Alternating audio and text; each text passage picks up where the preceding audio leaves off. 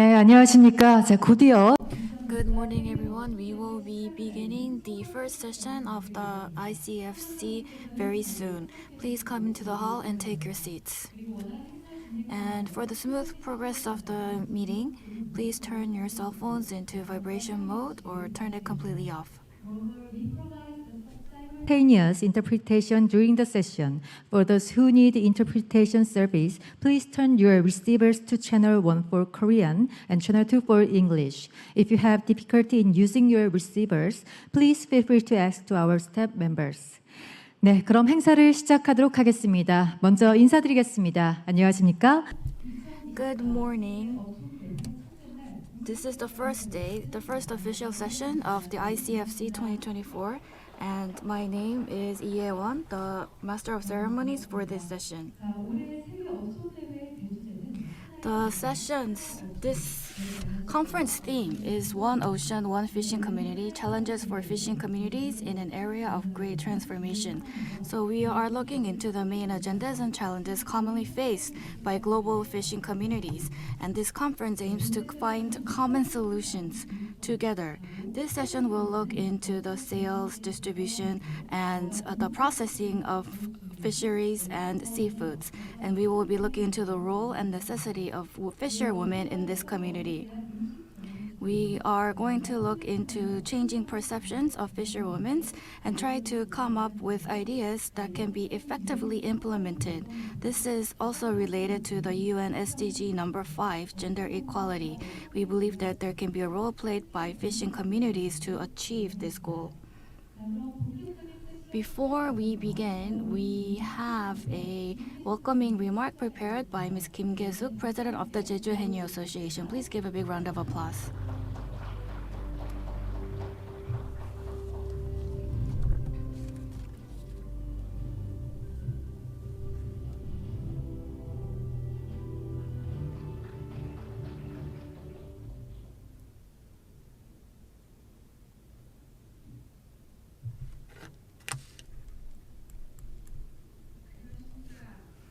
Good morning. I am Kim Ge-suk, Chairwoman of the Jeju Haenyeo Association and the inaugural President of the National Haenyeo Association. The Haenyeo community is alive and thriving only in Jeju Island. I would like to express my heartfelt gratitude to everyone who have worked so hard to organize the 2024 ICFC held here in Jeju. Also, it is an honor to be with the global fishery industry members.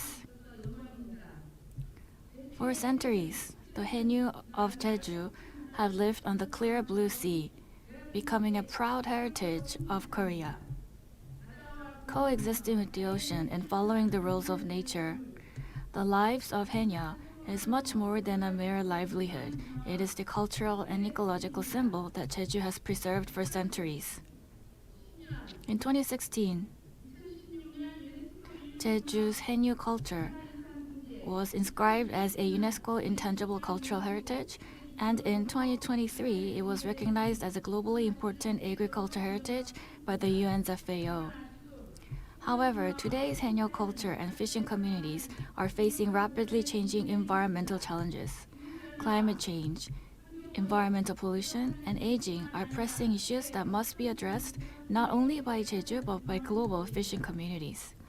I hope this conference will help find solutions and design a sustainable future for fishing communities worldwide.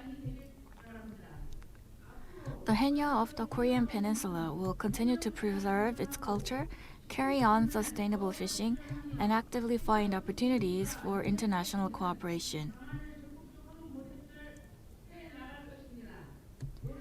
I look forward to working together with all of you here today to create a healthier and more prosperous fishing community. Once again, I'd like to express my gratitude to all who have come to Jeju, and I wish the ICFC 2024 great success. The ocean and culture and the warm hospitality waits your visit. Please enjoy and take home many wonderful memories. Thank you. 네, 큰 박수 보내주시기 바랍니다. Please give a big round of applause. It was Ms. Kim Ge-suk from the National Haenyeo Association. She opened the session first official session, and she commemorated the ICFC 2024 being held in beautiful Jeju. Thank you for all your insightful words. Now we will begin the session in earnest. The moderator will be Jennifer G., Gender Team Lead, Fisheries and Aquaculture Division, Food and Agriculture Organization of the UN. We have a total of 7 presenters and panelists participating this session. We will begin by showing you a video.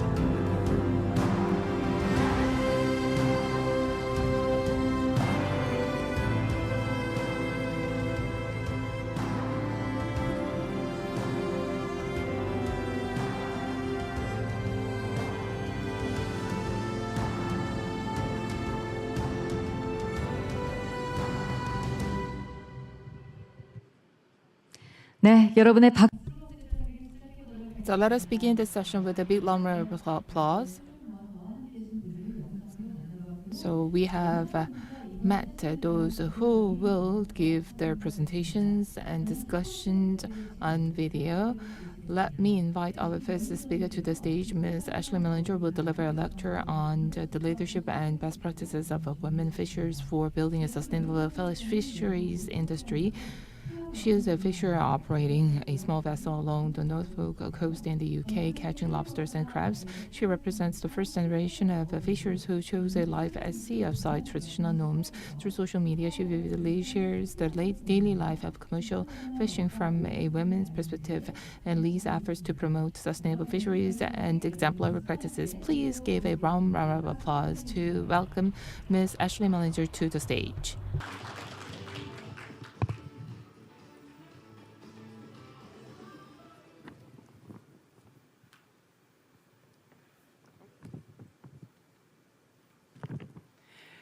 Good morning, everyone. I'm Ashley Mellinger, a fisherman from the east coast of the UK, and it's an honour to be here with you on Jeju Island, a place where women who depend on the sea play such a vital role in sustaining the community.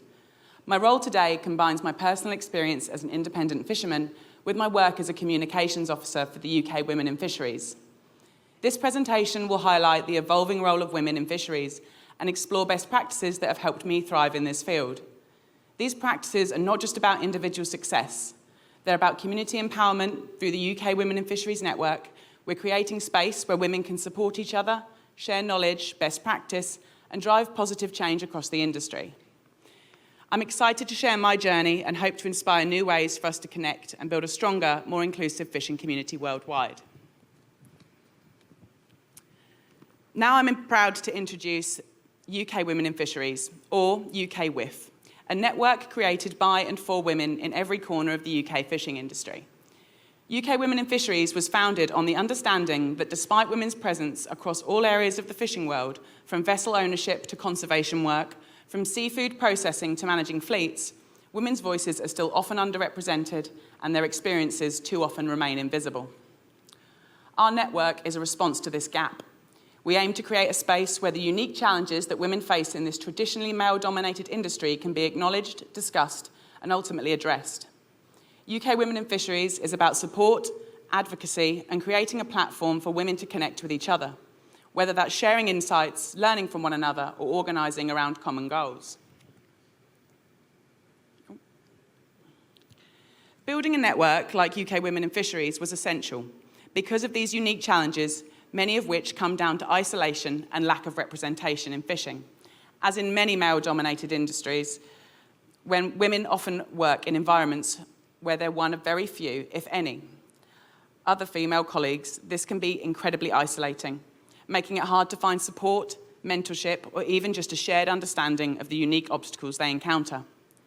Additionally, there are safety and logistical challenges. Whether on boats, in processing facilities, or in management roles, women frequently navigate these with minimal support, systems, or tailored resources. By connecting with one another, women in our network gain practical guidance, emotional resilience, and a community that understands their experiences and advocates for their needs. But it's more than support. It's about empowering change. By amplifying the voices of women across all fishing sectors, we're challenging perceptions, elevating the profile of women in fisheries, and creating new opportunities. This network also helps retain and develop skilled professionals, ensuring the sustainability of the industry for future generations. Ultimately, UK Women in Fisheries is more than a support system. It's a platform to help all women in fisheries flourish. Together, we're not only preserving tradition, but also inspiring progress and encouraging a culture of inclusion and best practice in the fishing community.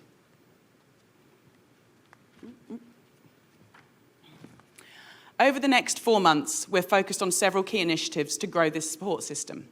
We're working on a community platform to allow women to network, share experiences, and access resources. This digital space will bring together women from across the UK, making it easier for us to reach those who may feel isolated in their work environments and ensure everyone has access to the support they need. We're also expanding our events with in-person and virtual meetups designed to spark mentorship, encourage collaboration, and allow women to share both personal stories and professional expertise. From monthly webinars focused on industry challenges, mental health, and leadership to a new industry-specific job board, we want to offer practical resources that help women advance in their careers. And to sustain and expand these efforts, we're actively seeking support and funding. Right now, we're grateful for funding from the Fisheries and Seafood Scheme, the Seafarers Charity, and the Esme Fairbairn Foundation, which allows us to operate for the next 6 months, where we're always looking for ways to ensure long-term support so that UK Women in Fisheries can continue to make a difference in the lives of women across the industry. UK Women in Fisheries isn't just about connecting women, it's about redefining what it means to work in fisheries, challenging outdated perceptions and elevating the visibility and achievements of women in this field. Together, we're working to shape a future where women's contributions are recognised, supported and celebrated in the fishing industry. One of the most powerful things about a network like UK Women in Fisheries is the opportunity to share our stories. Today, I'm sharing mine, not only a personal journey, but as a case study. An example, how women can thrive in fisheries, and more importantly, how each of us can set examples of best practice that benefit the entire industry.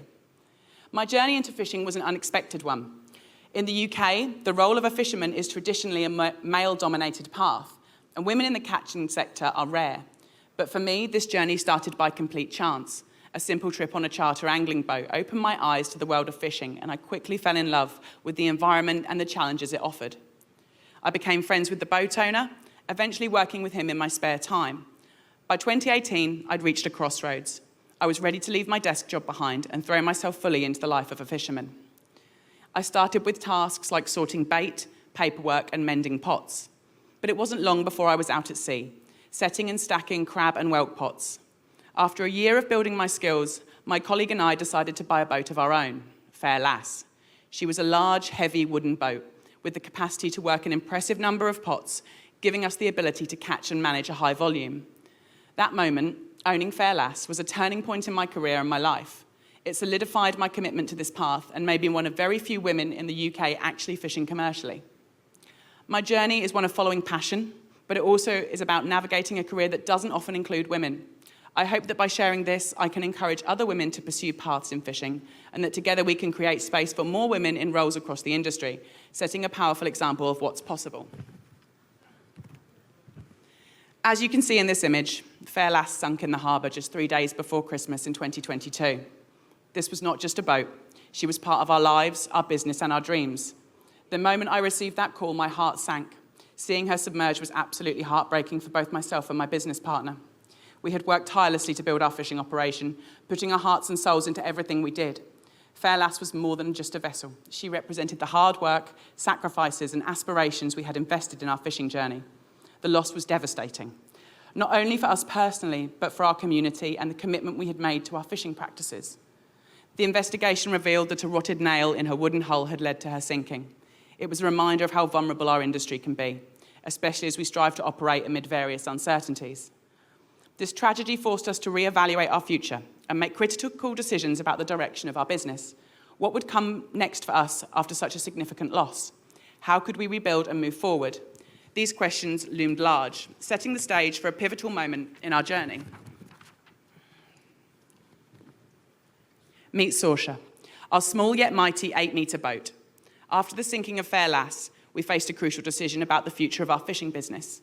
The landscape of UK fisheries was changing rapidly, with factors like Brexit, the establishment of marine protected areas, and the development of offshore wind farms creating a spatial squeeze in our waters. Our region has become the offshore wind farm capital of the sea, alongside oil and gas platforms and aggregate drilling operations, all vying for the same marine space. In light of these challenges, we made the conscious decision to downsize. Instead of trying to maintain a larger operation that required thousands of pots and extensive resources, we chose to focus on becoming a micro-operation. The shift allowed us to work with fewer pots each day, significantly lowering our running costs due to Saoirse's size. Our goal became clear. We wanted to maximise our productivity while minimising our impact on the sea. In this traditionally male-dominated industry, I'm choosing to look at things through a woman's lens, one that prioritises community and sustainable resource management. This perspective turns the traditional approach of maximising catch on its head. By working fewer pots each day, we lower our running costs and ensure none are left lost to the sea, while also preventing our catch from degrading in quality. This matriarchal approach fosters a commitment to protecting our marine environment while maximising productivity. We aim to become price makers, not price takers, ensuring that we receive a fair value for our catch rather than just accepting market prices dictated by others. This new path not only allows us to operate sustainably, but also aligns with our commitment to responsible fishing practices. I'd like to highlight that the name Saoirse is Gaelic for freedom, symbolising our journey towards sustainable fishing and the freedom to adapt and thrive in an evolving industry. As I navigated the ups and downs of my fishing career, I recognised the power of social media, particularly Instagram, to share my journey as a female fisherman. By embracing this platform, I've been able to create a transparent and authentic narrative around the realities of life in the fishing industry, shedding light on both the challenges and success we face. My commitment to visibility has been essential in connecting with a wider audience, inspiring other women to see themselves in this traditionally male-dominated field. Through sharing not just my professional milestones, but also my personal stories, I've fostered a community that resonates with those who are passionate about sustainability, empowerment, and the fishing culture.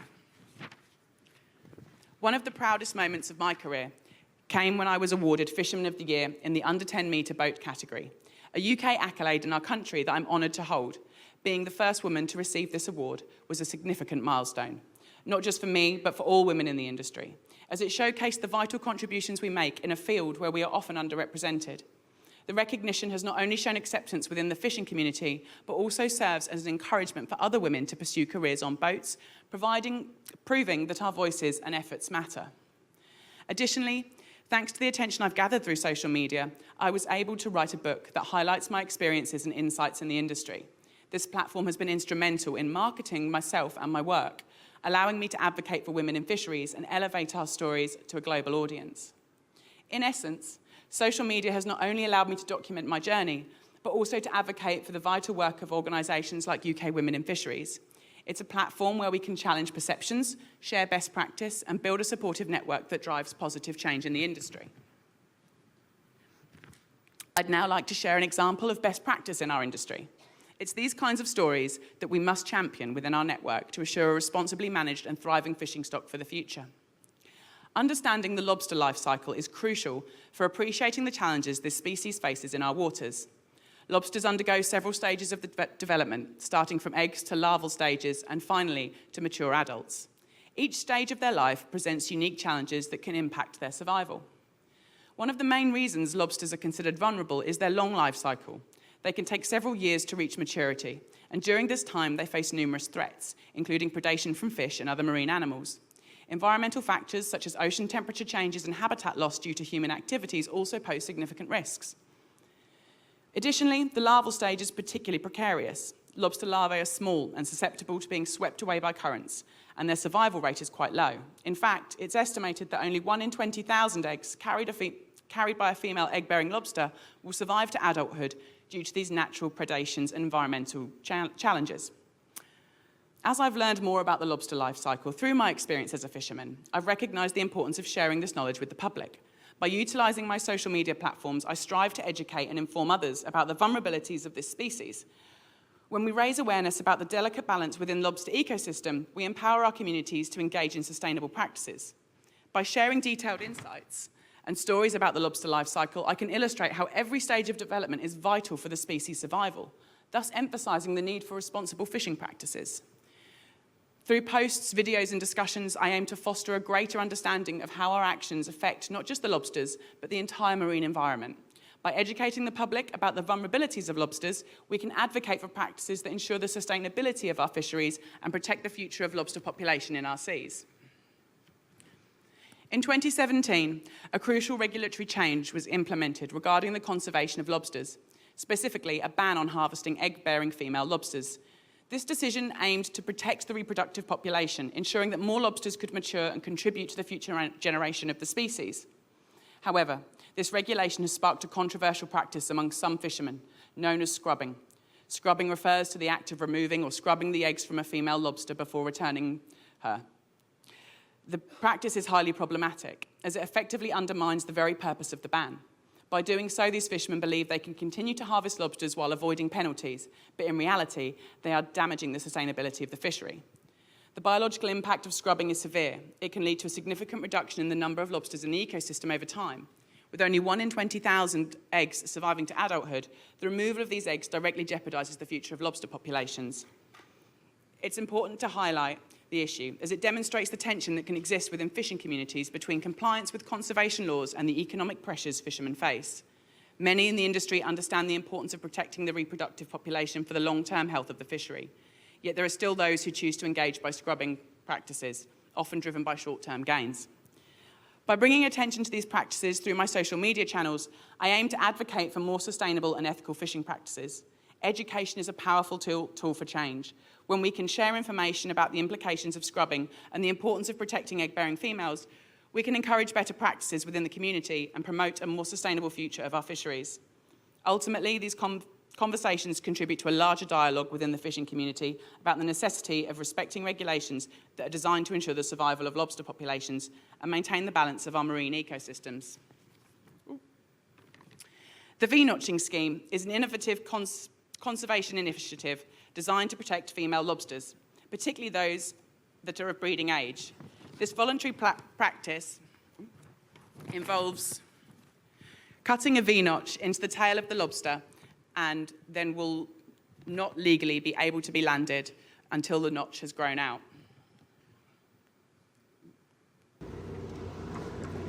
I'm keen to share this practice on my social media so that people know that we are undertaking responsible measures. Thank you all for your time and attention today. It has been a privilege to share my journey as a female fisherman and to highlight the vital work of the UK Women in Fisheries Network. Together, we're empowering women in our industry and fostering best practice that benefits not just our communities, but the marine environment as well. As we continue to navigate the challenges ahead, let's remember the importance of collaboration, sharing our experiences and supporting one another. I look forward to our upcoming panel discussion and hearing your thoughts and questions. Thank you very much. 네, 큰 박수 보내주시기 바랍니다. 자, Please give a big round of applause. Well, thank you for sharing with us your life at sea, gender equality, and women's role in fishery. Thank you very much for your word of encouragement. In particular, she highlighted the importance of utilizing social media in order to connect the life at sea and the public, and that came as a practical measure. 대표님께서 Next, we have CEO of Tanmiso, Ms. Jo Eun-kyung, who will be talking about women in fisheries, standing strong, empowering women in the fisheries industry. She has been taking a critical role in promoting the women in the fishing community, and she has been developing distribution, sales, and processing to invigorate local economy and also the fishing economy. She's also implementing various activities to ensure that the local economy and her own business can have a win-win relationship. Please give her a big round of applause.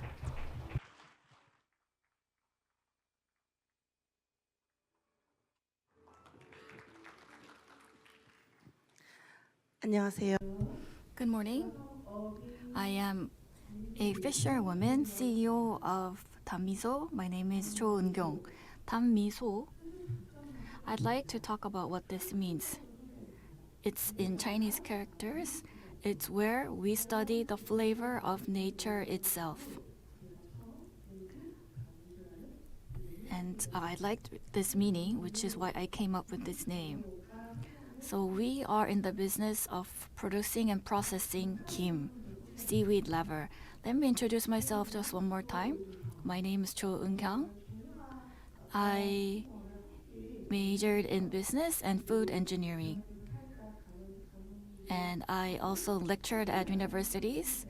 And I also worked at a cosmetics brand called Cotteria. I was branch manager. And now I am working as CEO of Tamiso.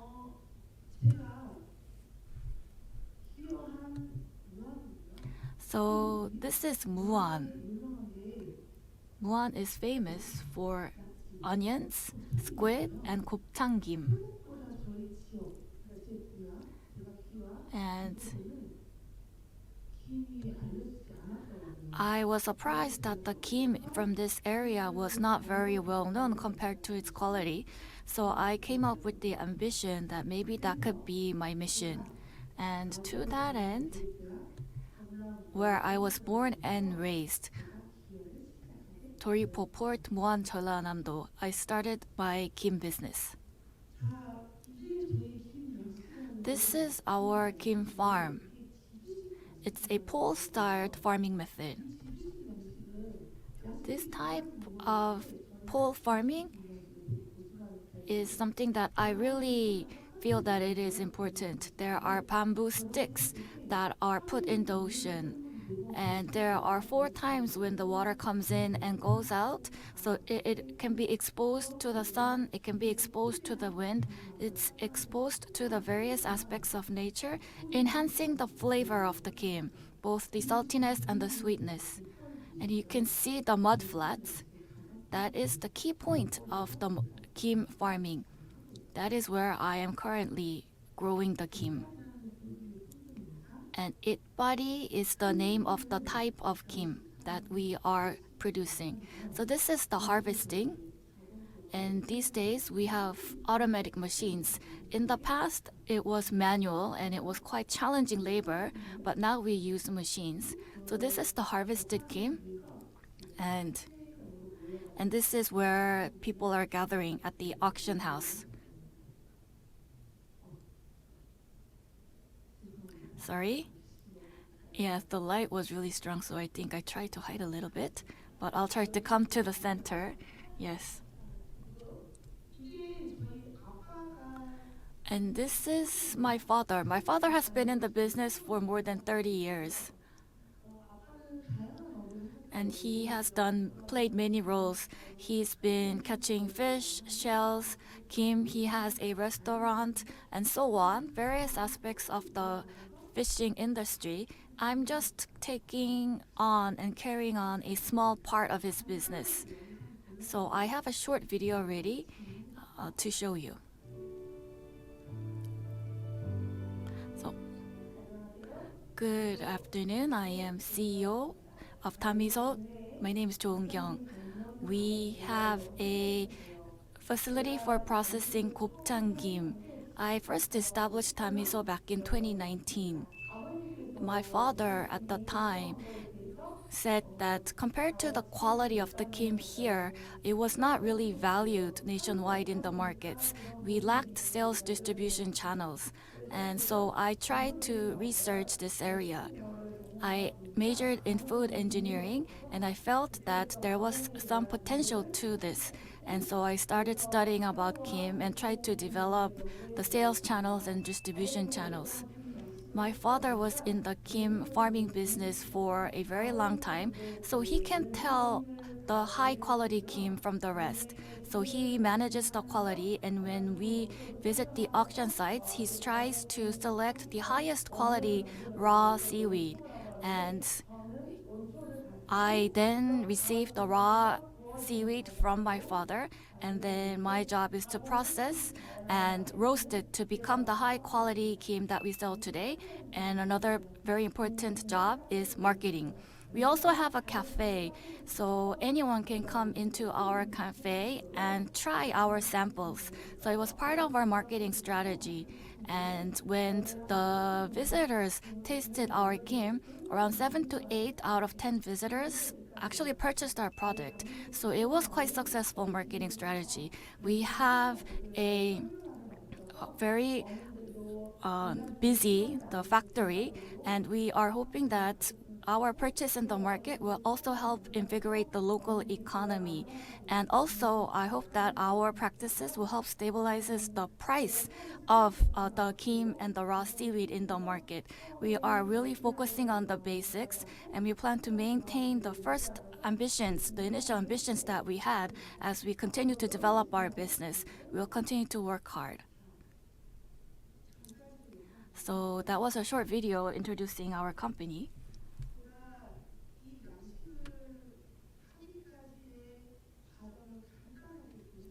So that was very brief introduction on how I came about this business.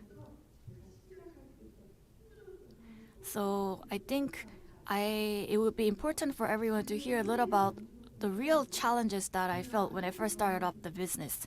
This is our factory. The bottom is current, and the top image is what it was before we built the factory there. So it was a very, very old building. It was kind of a community center, and then there was just some empty land. So we purchased the area and first built the processing factory. Now it looks like a large area, but it didn't start like this. At first, it was one building on the left.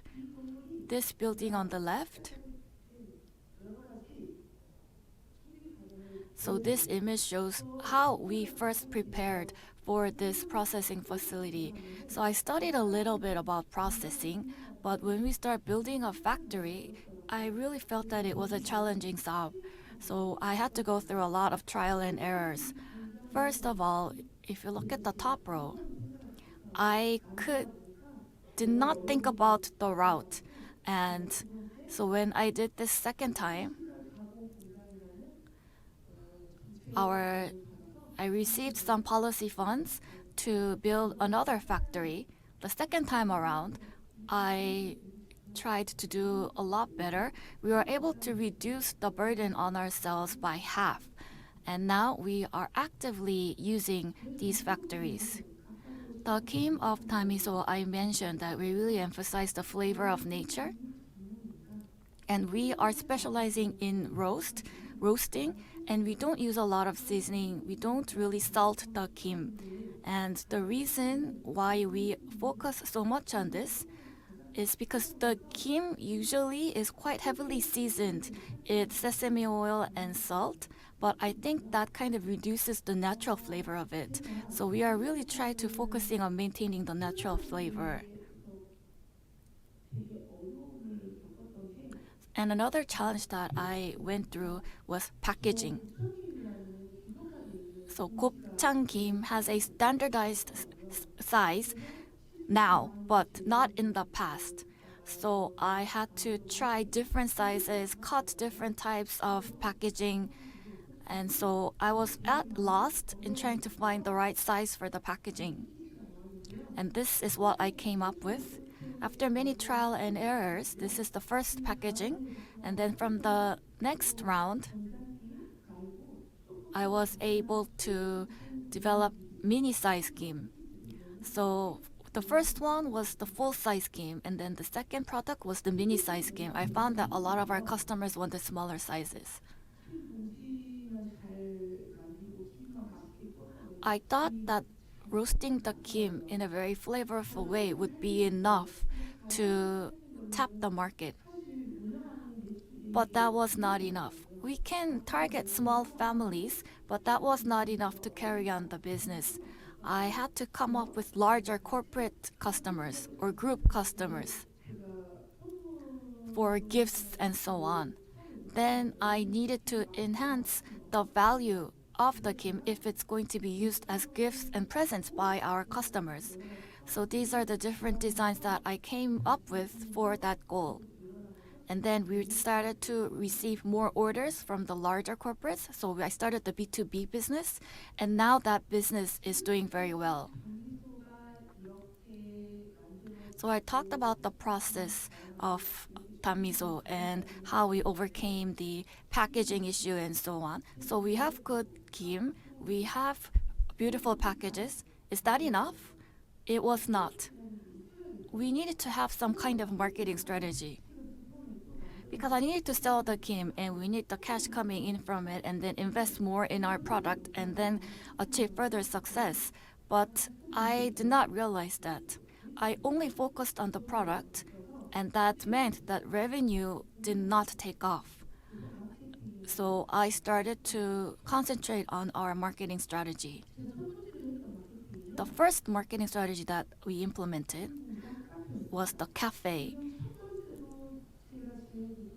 The first building that I built, there is a production factory, and that in a corner we had a small cafe, and we called it Kim Factory Cafe, because nobody wants to go into a production facility.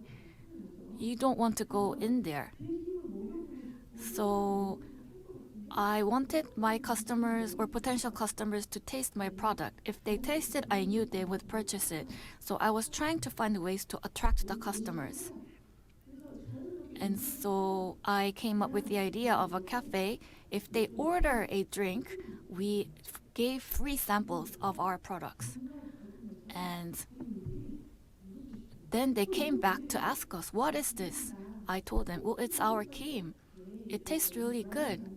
It's gopchang kim from the Muan region, and we process this and produce this ourselves. Isn't it really good? Can we purchase it? Of course.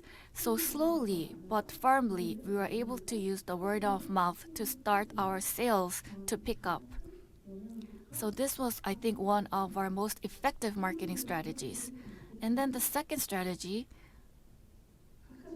was about the packaging. So the B2C business was enough for our business to take off. I thought we needed to really focus on the B2B because that would generate large volume sales, and that would stabilize our business in terms of revenue. So I started to use the logo of the corporates, and I also developed stickers with phrases that the customers wanted. So it was a customized service that I provided, and this was really well received among our B2B customers, and that helped accelerate our growth. Next, we started to reach out.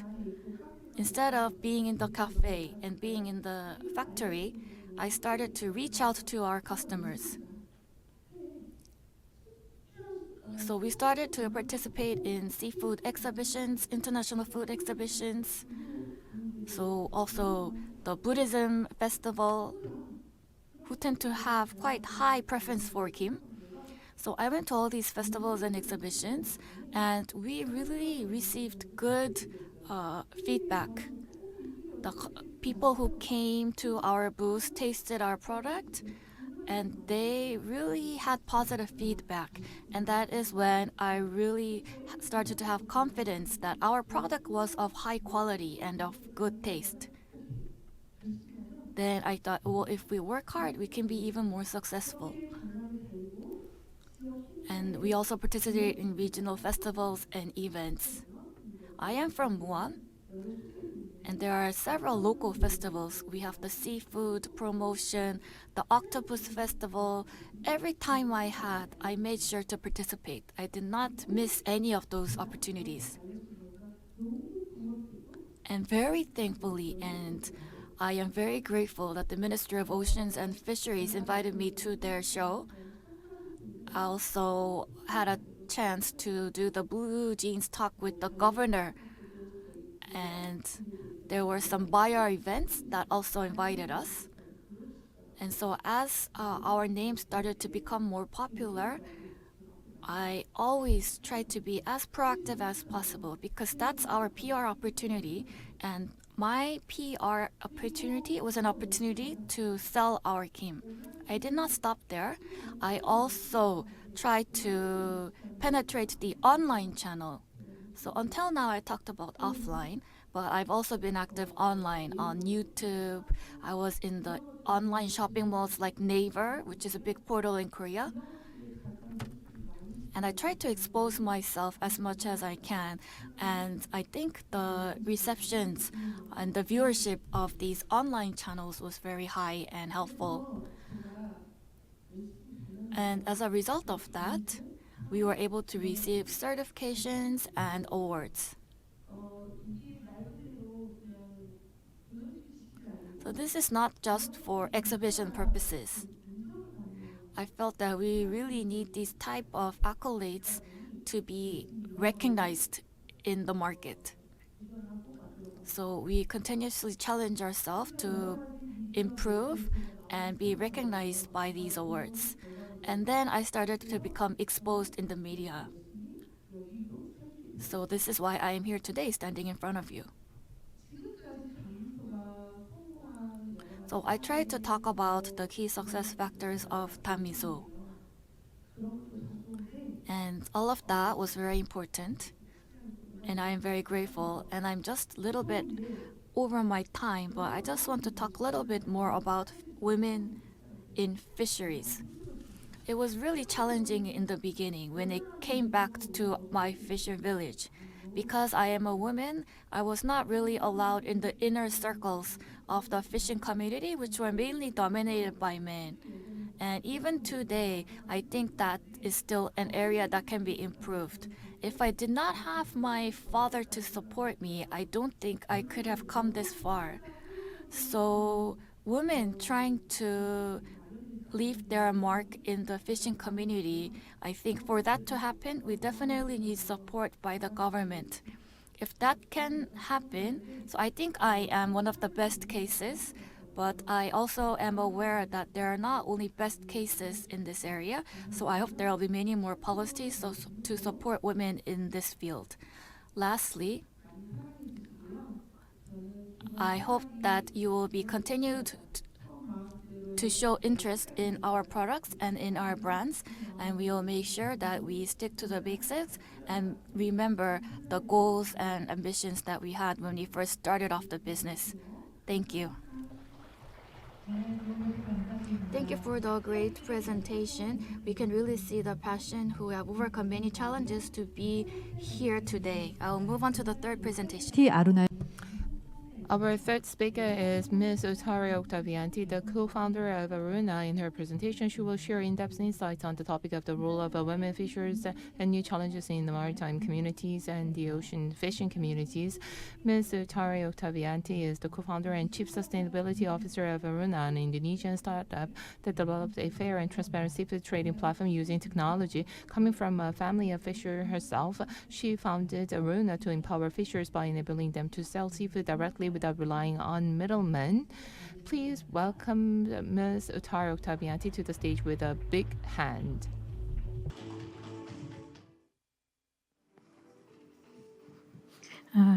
Hello everyone, my name is Utari. I'm the co-founder and chief sustainability officer of Aruna. Before the introduction, I am the one who come from one small fishing village in Indonesia. My family is a fisherman and my parents selling the tools for the fishermen. But when I graduated from the high school, my parents restricted me to come to the fishing industry. Why? First, because I'm a woman. Second, because the fishing industry is something that not popular as a job, especially when you are graduated. This is one of the facts that we are facing in the fishing industry. So I hope Aruna sharing, it will inspire more women to go to the fishing industry. So this is the video of Aruna. As the world's second highest contributor of marine production in the world, the Indonesian archipelago is rich in maritime natural resources. In order to tap into its massive blue economy potential, Aruna, as a pioneer of integrated fisheries commerce in Indonesia, works with thousands of small-scale fishers and coastal communities across the country. From tuna to rock lobsters, blue swimming crabs, and squids. All of our transactions are managed and recorded using the technology innovations by Aruna. To support our fishers, Aruna has developed a suite of technological innovations. Aruna's commodity season calendar and trackers help them optimize the yield of their catch. These catches are then processed in an Aruna hub, where our fishers work directly with our local heroes, using the Aruna Heroes app to provide Aruna with an overview of our supply and market. And finally, these seafood products are then put up for sale online through our website and various e-commerce platforms. To ensure their quality and freshness, Aruna seafood products go through strict hygiene procedures and standardized processing before getting packaged. Aruna ensures that the products are received in its best possible condition by whoever and wherever they are. Our products have sailed abroad to reach markets in foreign countries, with a wide range of Aruna products present in more than 10 countries. We are on track to realize our vision to make Indonesia the global maritime access by 2045. Aruna has established several sustainable initiatives with a goal to preserve coastal and marine environment, and ultimately, the future well-being of humanity. All of our fishing practices adhere to national regulations and laws and follow international standards of sustainable fishing to preserve the marine ecosystem for generations to come. Aruna is a boat wholeheartedly run by a crew of loyal, sincere, and talented crew of Nakama Aruna, which translates to colleague.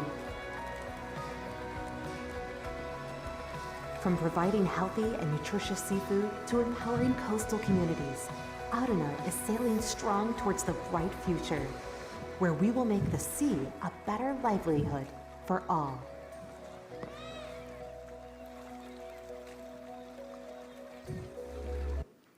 Okay, so Indonesia is one of the largest fish producer. We have the big potential, but unfortunately the fishing communities, especially fishing communities for women, is very small. They are contributing as the underprivileged class in Indonesia. This has happened because of the complexity of the supply chain. So the management is not recorded. There is no quality, like the information of quality. Most of them is in English, but most of our fishermen talking in the local language. So there is a barrier on that. And the last is because the length of supply chain. Indonesia have 17,000 islands. So to moving from one island to another island, it's kind of complex. So that's the reason why we create Aruna. Aruna is an integrated communities and also platform that connect the small-scale fishermen across Indonesia and get them access to the market. We also educate them about the sustainability activities and also fishing practices. So currently we have the fishing communities. We are encourage the fishermen to create the hub. So it's like the collection point for the fishermen. We encourage the fishermen to have their own business so they can also get the additional income, not just as the fisherman, but also as a business. And then we collaborate with the industry partners, warehouse, before we deliver and export the product to the global market. We also create the technology like end-to-end in the supply chain from the collection until the downstream or the data analysis. This will help the fishermen to analyze and understand the seasonality of the seafood and catch. Currently in Indonesia, we operate in all of the country. We have 55,000 fishermen on board on our platform. But unfortunately, still less than 10% is a woman. So fisheries still male-dominated. But in Aruna, we have more than 5,000 women work with our communities as a quality control, as the one who process the fish and also do the packaging and so on. So the women still play a very important role in our business.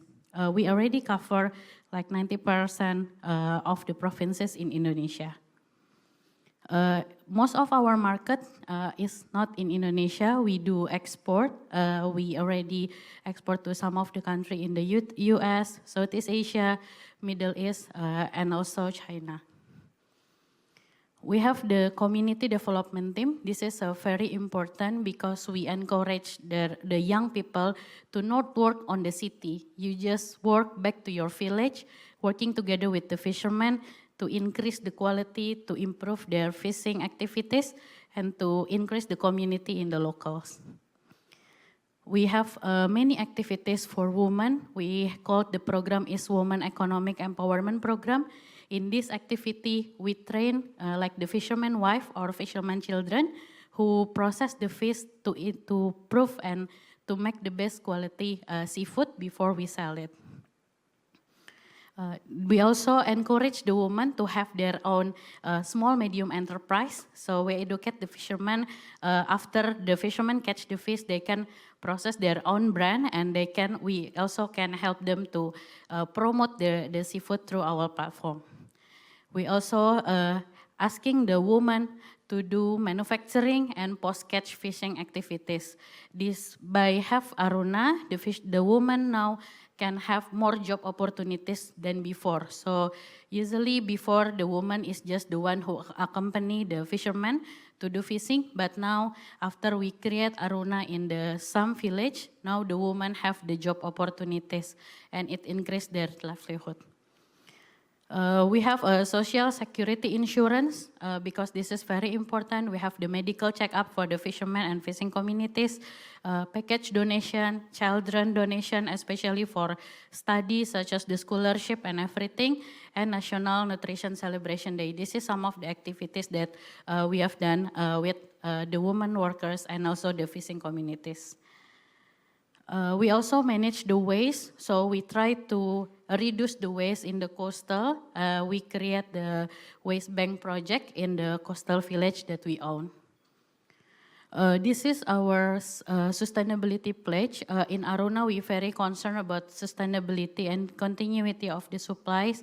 So we have the sustainable source seafood, empowering stakeholder and advocating sustainability as our pledge that we aim in 2030.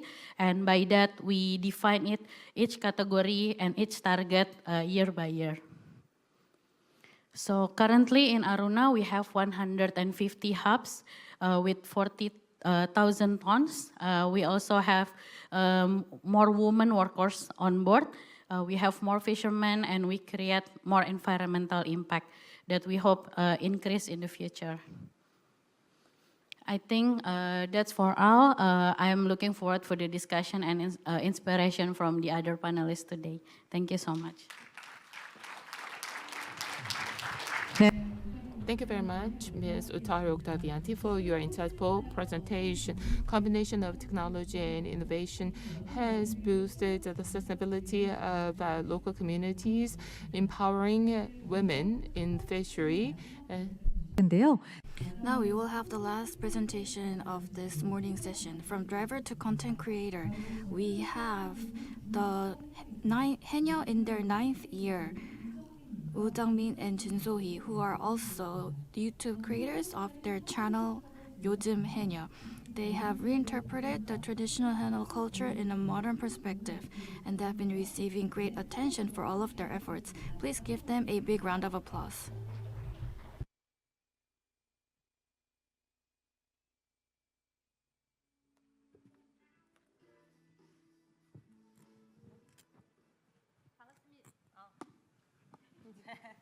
반갑습니다. Good morning, everyone. We are from Jeju Island, and we are in our 9th year of being Haenyeo. My name is Woo Jang-min and Jin So-hee. So we are very honored to meet and communicate with all the members of our industry worldwide. So the fisher-in women are showing declining trend, but Korea's Haenyeo is a national heritage, and as a Haenyeo, we are very active in various areas, and I would like to talk about our experiences today. So why we became Haenyeo? I think we would have different reasons, so I will first start off with my journey. I have 3 children, and I was a very ordinary mom trying to take care of my children and what is happening in the house. And then my husband, who was working for a company, that company started to decline. And so I started a part-time job to contribute to the household economy, but I didn't feel that I was contributing very much. And I coincidentally came to know a friend, and I was introduced to the job of haenyeo from her. I just heard that haenyeo, if you become haenyeo, you can make decent income. And she offered me to work together. And at that time, I didn't even know how to swim. I've never been under waters of the ocean. I wasn't really a enthusiastic person regarding outdoor or ocean activities. But I was really attracted by its economic power, and I started to really consider becoming a haenyeo. I first went on a trip on a boat, and so 9 years ago when I first started, the haenyeo I met were quite old. They were between the ages of 60s and 70, and all of the people that I met were really welcoming because I was young and physically strong and enabled. And I jumped into the water. Jumping into the water was the easy part. So we have the suits that we wear. Wearing that suit in itself was not an easy task at all because that rubber material rips very easily. And putting on that suit, and we hold this type of baskets. We carry it on us to put in our harvest. Even that job was very difficult. I was really taught well by the fellow haenyeos. And so I think it took almost a full year for me to truly call myself a haenyeo. My first month salary, I worked for 23 days and I was able to earn around 300,000 won.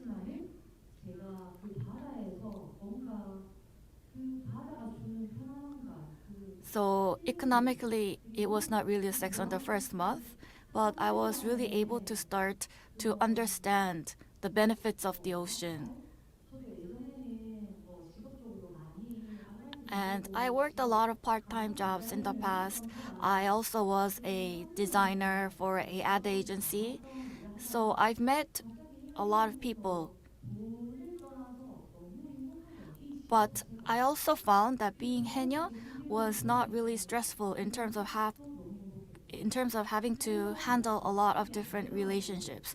I felt really happy becoming a haenyeo. So even if the income was not growing really fast, I was able to endure that 1 year. I was able to learn how to swim, and I was able to identify some of my strengths. I am not really sensitive to pressure, I found out.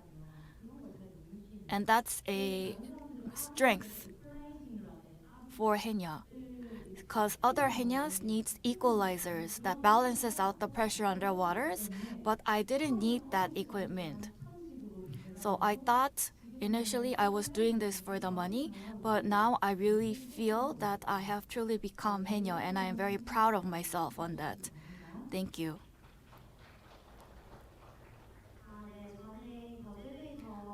So good morning. I am the youngest haenyeo in Jeju Island. I'm in my 9th year. And I decided to become a haenyeo after working in a hospital. So after graduating from university, I wanted to start earning money right after. And so I got a job at a hospital. I felt some limitations in terms of moving up the hierarchy. I felt that handling relationship was not easy. And I wanted to try to continue to increase my value. I wasn't sure for how long I could have this job. So I was working in the city, and then I moved to Jeju Island. And right in front of my house, there were Haenyeo doing their work, and I thought they really looked cool.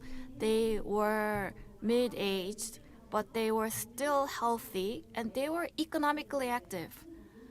And I thought that that was very professional. And so I started to become interested in Haenyeo as a job.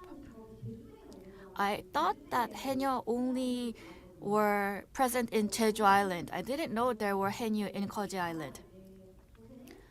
I found that all throughout the oceans of Korea, there are Haenyeo. And I was really inspired by the strength of the Haenyeo and the infinite possibility of the oceans. And I then made a decision to try this out. But the more I became aware of this, so this does not have any retirement age. You usually work around 4 hours a day. So after that, you have your own time to do whatever you want. And it's all healthy exercise. People pay to work out at the gym, but that's part of my job. So I thought that was beneficial as well. So I started out, and I found that it was the most difficult job in the world. I have the highest respect for the Haenyeos. So it's about 4 hours a day. You have to dive around 200 times. So when you come out of the water, you cannot even hold a spoon. And I started losing a lot of weight. And I was really inspired by the Haenyeo who are much older than me, but who have been doing this for decades. I started off without any knowledge of Haenyeo. My colleague here just mentioned about putting on the suit, finding the right places where there can be high harvest. So this is a wisdom that has been accumulating not just for decades within one person, but for centuries in the Haenyeo community. For me, the pressure was difficult, so I had to take medicine. And I found that being youthful, maybe it's not really a big merit. I thought because I was young, I could do better, but that was not the case at all. So they were my role models and mentors. I tried to become like them. And I told myself, I'm going to stick to this until I really become a true Haenyeo. So I didn't give up. I started to become better. And then the Haenyeo community started to accept me. And that acceptance really meant a lot to me. I think that's a big source of my pride.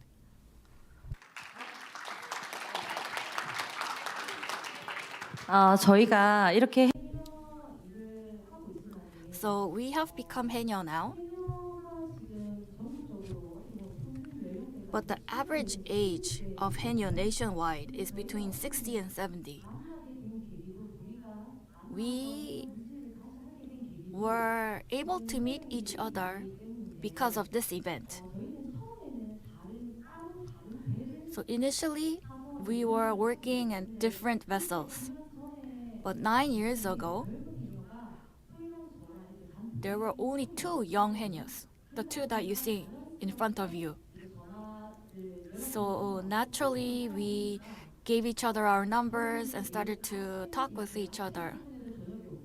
So I have 3 children, and so I found that I have to work at home. So I work as a Haenyeo in the morning, I come home and I work as a mom.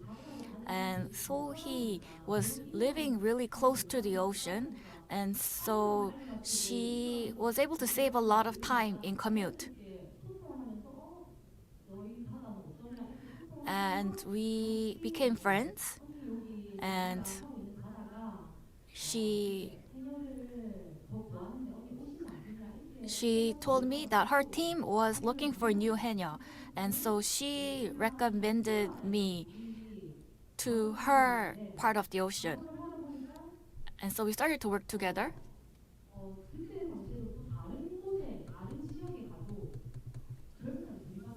And we still found out that we were the only two young women, not just in haenyeo community, but in the fishing community overall.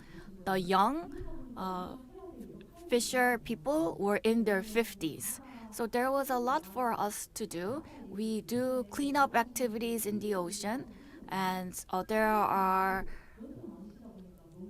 people who do that on a regular basis. It's also part of the responsibility of the people there. And they are also over their 50s as well. So we tried to help them. And we were really welcomed by them. And if you look at the black and white picture, we are holding hands with a gentleman. He is the captain of our vessel. He's 75 years old, he's very healthy, and is still active. And thanks to the captain, we were able to expand our work and activities. So there are a lot of policy projects in the fishing community. And through those projects, we were able to expose ourselves as two young haenyeo who were really working to contribute to the fishing community overall. So in our 7th year, we were able to become member of the Association of the Fishing Community.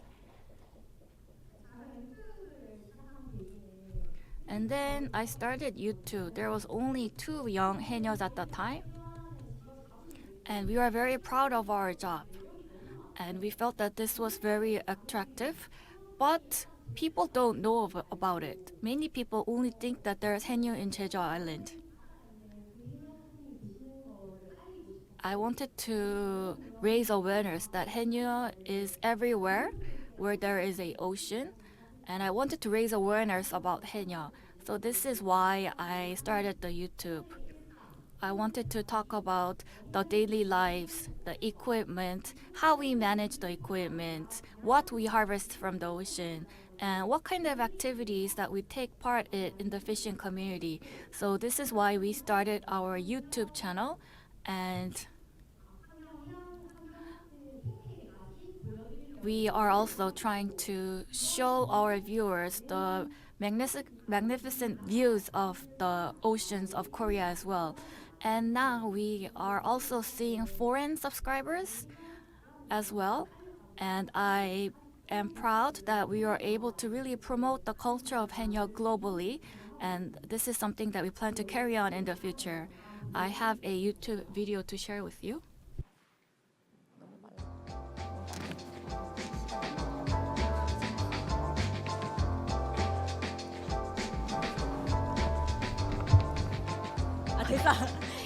해녀 장비 소개나 뭐 해녀 So we're introducing some of the equipment that we use. And we have a channel called 요즘 haenyeo, which means modern haenyeo or today's haenyeo. So I hope you subscribe. And then we get contacted from many viewers. How do we become haenyeo? Can we purchase the harvests that you make from the ocean? So we were able to establish a direct distribution channel. It's a win-win because we can get the most fresh products to the customers. There are no intermediate brokerage, so it increases our profits, and the customers benefit from fresh products that they can trust. So we started the direct channel. So we put in our video the entire process, the harvest, the processing, the packaging. So we only send products that we have harvested the same day. We don't have a lot of time, so we have to rush now. So to promote sustainable ocean, we are implementing diverse activities. So primary industry is not limiting our activities. We are also in various shows, media outlets. We did an ad with Samsung. We met with students to talk about the haenyeo as a profession that you can pursue in the future. And lastly, for sustainable oceans, like you see here, regularly we do cleanup activities. And because we are haenyeo, we do not harvest small animals, and we respect the fishing banning period. We really think of the ocean as our own house. We try to respect it and cultivate it and grow it for the future.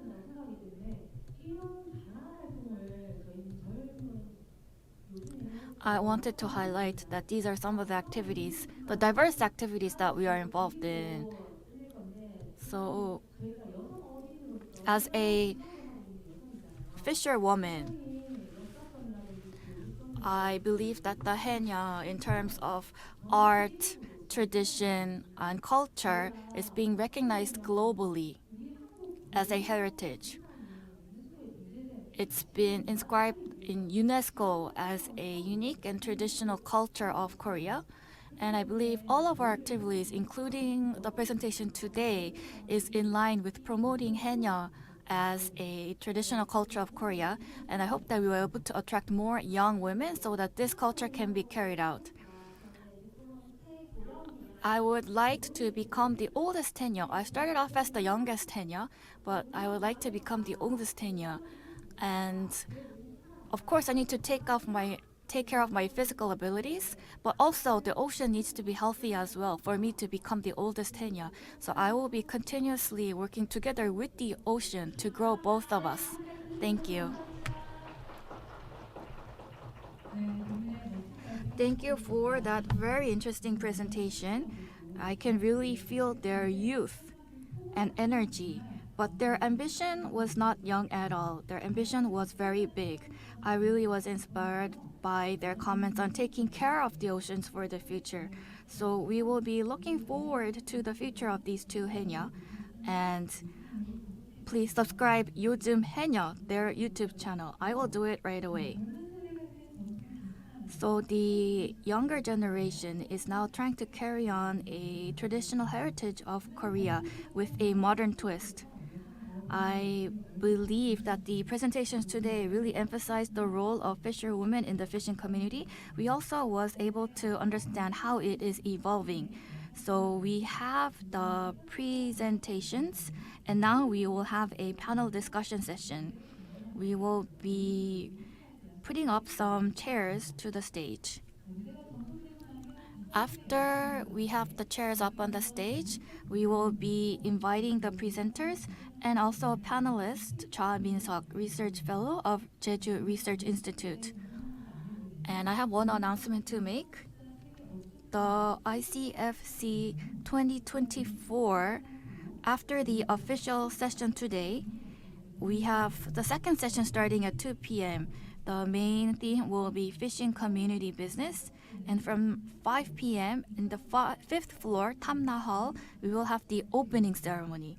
So please stay with us till the end. 무대가 거의 I think we are almost ready. I would like to invite the 5 presenters along with Mr. Cha Min-seok, Director of the Jeju Research Institute, as well as I'm sorry, we are not fully ready yet. I'd like to ask for your understanding. Please give us a moment. 알겠습니다.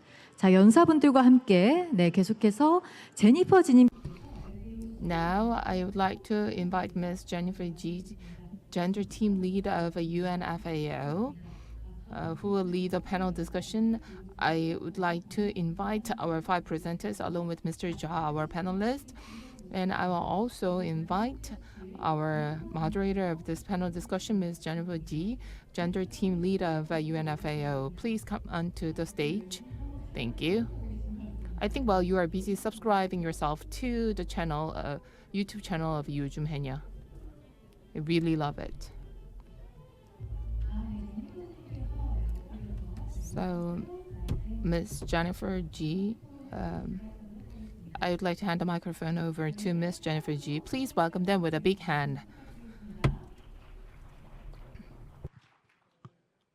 Thank you, and good morning to everybody. It's really a privilege and an honor to be here, having this opportunity to moderate with this fantastic lineup of speakers we've heard from.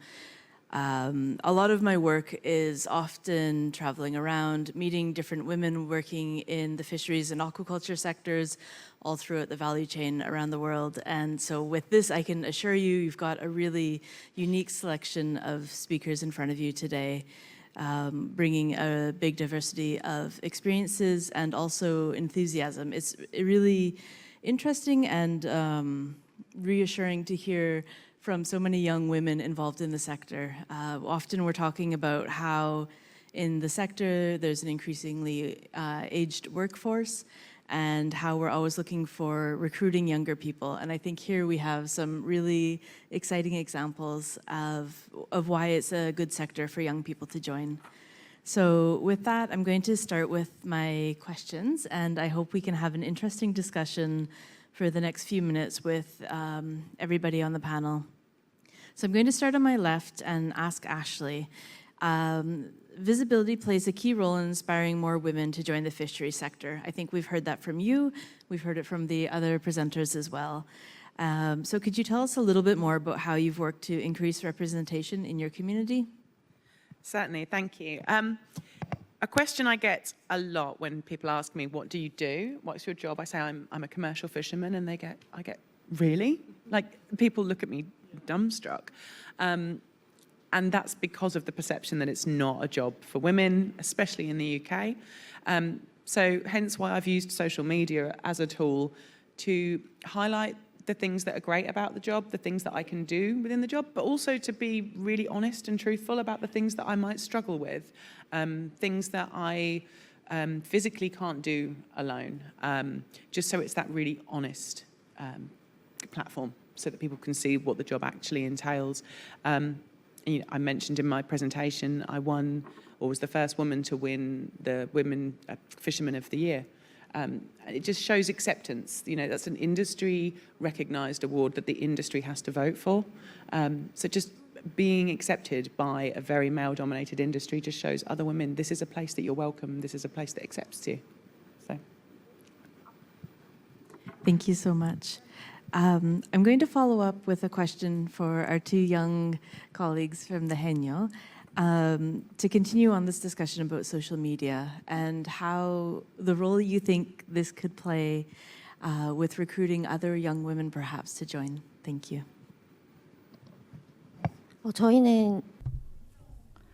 So from our perspective, we do receive a lot of support from the viewers, and also some of them visit our sites and ask us, how can we become Haenyeo? I want to become Haenyeo. We receive these questions.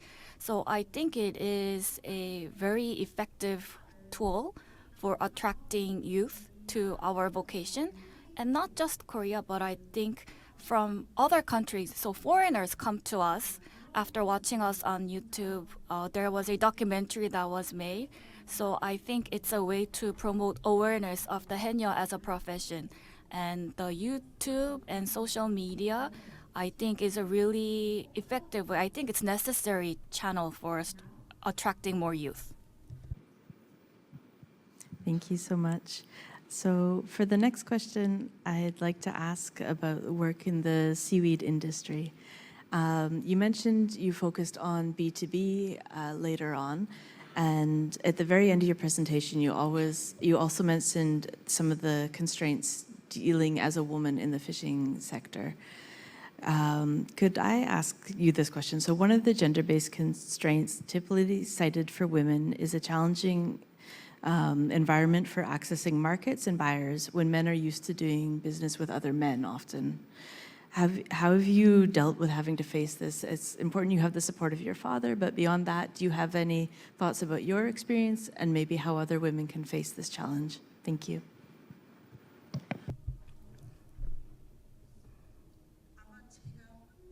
So if I did this all by myself, I wanted to do a kim business, a kim farming business.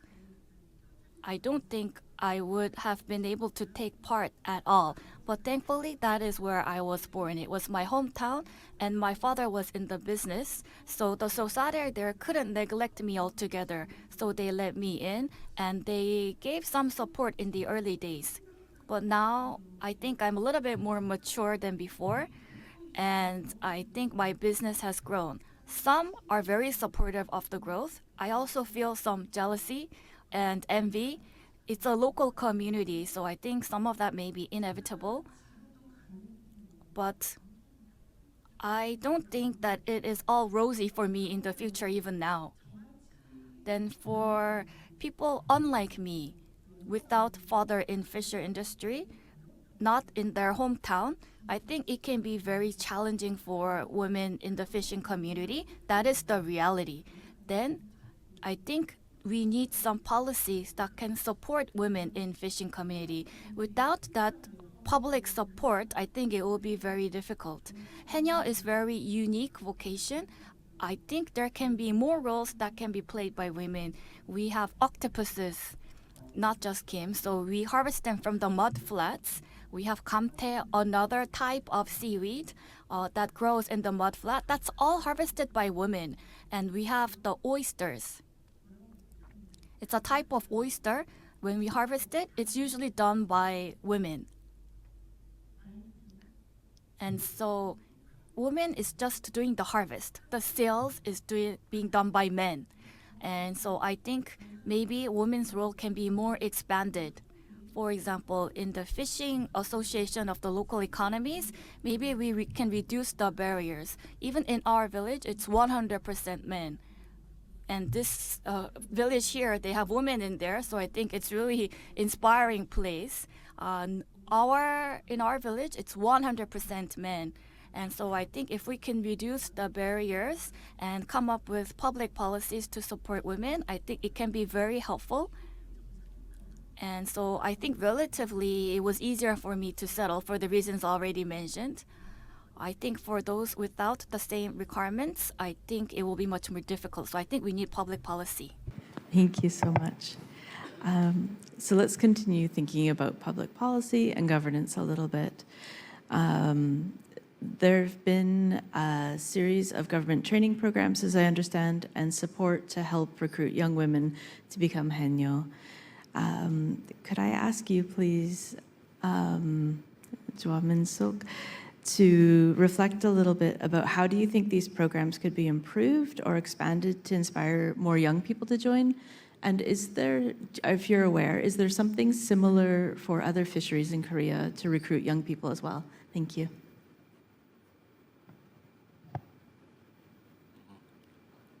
예, 안녕하세요. Good morning, I'm Jeju Min-suk of the Jeju Research Institute. I'm the only male here, all women on the stage. But let me address the questions.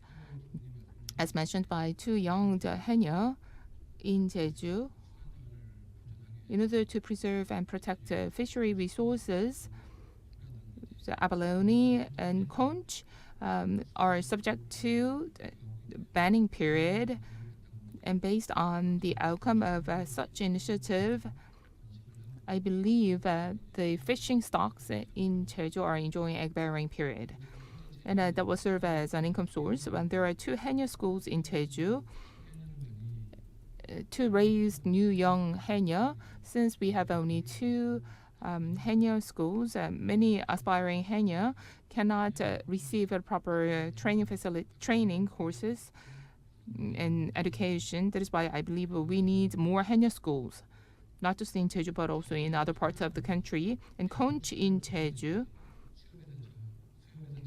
is handled entirely by fishery cooperatives association, and this is how we encourage the transaction and fair trade of conch. And there is a policy called 할망바당. Young haenyeo can dive into the deep ocean, but aged and old senior haenyeo cannot dive deeper into the ocean. They can dive only in shallow water to harvest seafood. Based on this, we can see that young haenyeo for the senior haenyeo can do more. Thank you. Thank you so much. So just for a little bit of context, we've been hearing a lot about the work that women are doing in different sectors, with all of the examples coming today, and we see similar things all around the world. So women are playing a pivotal role in fisheries, but they're often facing similar barriers. So these can include things like limited access to training, technology, and market opportunities, as well as social and cultural constraints that restrict their leadership roles. Many women are also working in the sector informally, without the benefits of legal recognition, access to financial resources, or access to things like social protection, which is what you mentioned you're offering with Aruna, which is very interesting. So in addition to women, we also have to pay attention to youth, especially young women, who should ideally be the next generation of leaders in the sector. The potential for youth entrepreneurship is immense, yet young women often face compounded barriers due to both gender and age. These barriers can include limited access to capital, training and mentorship, as well as cultural expectations that prevent women from fully participating in decision-making processes. I can take an example of this from Tanzania, where there's a young woman who started a business also processing seaweed called the Seaweed Cafe. And it's actually her dream as well to one day have a cafe alongside her processing facility. So I hope maybe we can introduce you afterwards.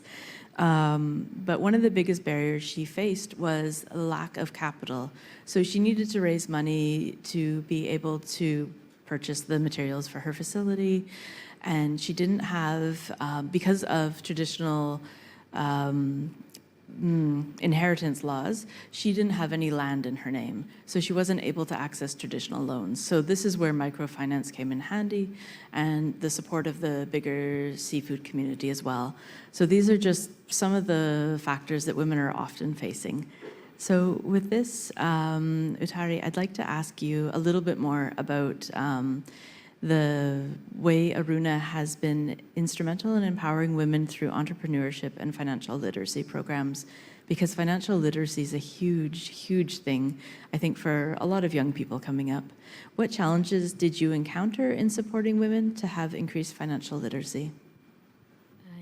So from what we experience with Aruna, is that women have a good understanding about financial literacy.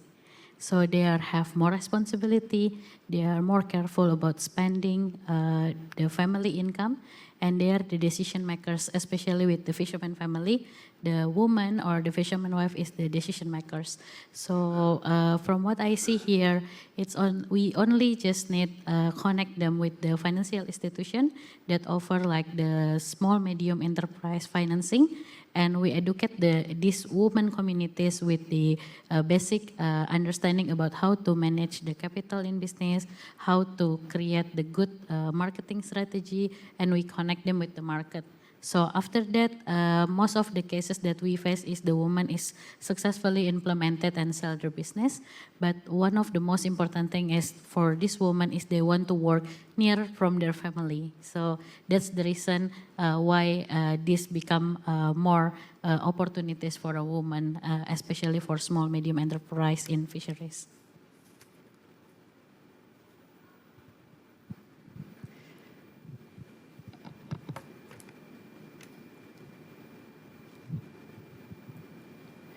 Okay, I'm going to turn back to Ashley on my left and ask you to reflect a little bit based on your experiences. What do you think the actionable steps that we should be taking to empower more women to take leadership roles in fisheries are? I think, well, I know the work of UK Women in Fisheries have just launched a mentorship matchmaking programme, which is a completely free service to all of our members. Our membership is completely free as well. And what that aims to do is connect women who would like to mentor in a certain way or in a certain field to mentees. So, you know, young women who are coming into the industry want to understand more about a particular sector, a particular skill, and we will play matchmaker in and provide resources in being able to help them, you know, learn together and share knowledge and skills. Also, you know, if someone couldn't commit to a 6-month mentorship program, we also offer Curious Career Conversations, which connects women who want to perhaps go into leadership roles with somebody who's already in a leadership role. We're also looking at rolling out webinars for women leaders within the fisheries sector, which again are free and accessible to all the women in the fisheries network that we're building. Thank you so much. You raise a point that I'd like to hear from everybody on the panel, if this is okay. We were talking earlier on the side about the experience dealing with the government, so the conversations between government and the fishers in terms of management. So how government is communicating with fishing communities and maybe groups of women about regulations that impact them. And so just for the audience, for a little bit more context, what we often talk about is making sure that if we're collecting data, if we're using this to inform management decisions, that we're very careful. We go back to the communities with this data. We make sure that they understand as well, and they understand their ownership in the data. And this, in a way, relates to the conversation. So can you tell me a little bit about what you think could be done to improve, or what's working well with the way your respective governments are talking about management decisions, or in the case of the HENU, where you're co-managing really your own resources, but how this relates to fisheries management for you? Maybe I'll start with you and we can go down that way. Certainly, yes. So in the UK, we're trying to work more towards a collaborative fisheries management structure. For many years, there's been poor relationships between the catching sector and policy.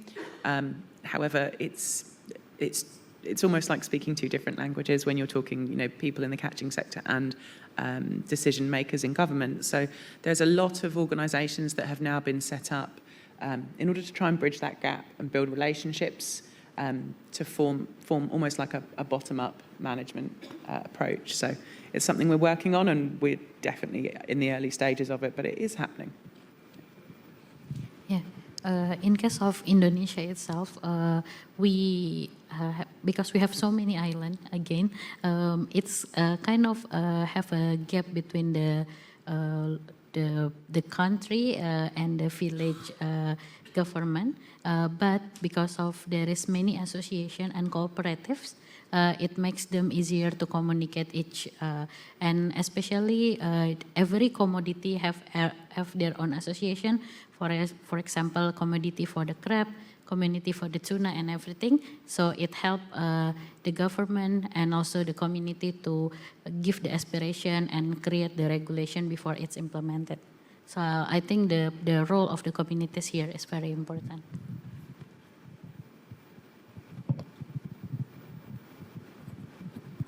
저는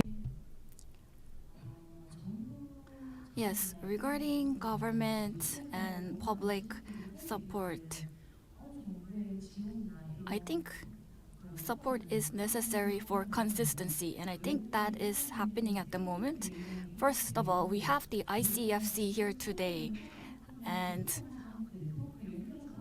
if we did not have the communication networks, we wouldn't have been fully aware about the ICFC. So now here today, we have industry members from all over the world. We have an opportunity to listen what is happening globally. I think this kind of platform is a great start. And not just for fisherwomen, but as a fisherwoman and as a Haenyeo. So regionally, there are Haenyeo associations in Korea. In 2024, the National Haenyeo Association will be launched thanks to being passed in the National Assembly. So I think there will be more efforts made by the National Association now. And I know that they have many plans and goals. I think they can play a critical role between the government and the Haenyeo community. I think there can be more cooperative measures taken. Yeah, thank you.